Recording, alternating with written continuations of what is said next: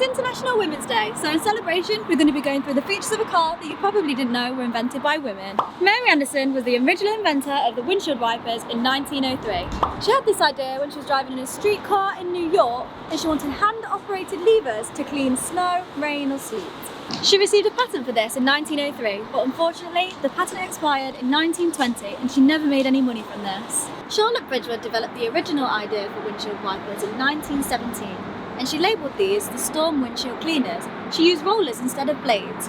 But this was the first patented electrically operated windshield wipers, but these weren't a commercial success, and the patent expires several years later. Brake pads were invented by Bertha Benz in 1888. She set out on the world's first ever road trip to showcase her husband's horseless carriage. She went 120 miles with her two sons and not only gained popularity for this invention, but she also gained lots of discoveries for standard features on a car today. The wooden brakes started to wear down, and so Ben stopped off at a shoemaker's to get leather soles installed. This was the first ever set of brake pads.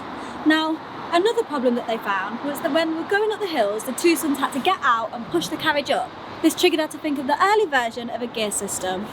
The turn signals and the brake lights were invented by Florence in 1914. She invented a button that, when pressed, lowered a flag on the rear bumper to tell drivers behind which way that the car was going to turn. After this, she designed the first version of a brake signal.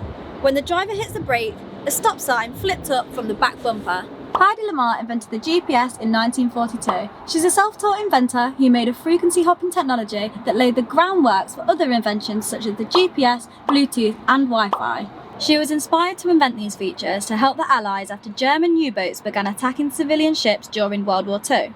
She quickly learned that the radio-controlled torpedoes, which was a technology in naval warfare, could be easily jammed and set off course by the enemy.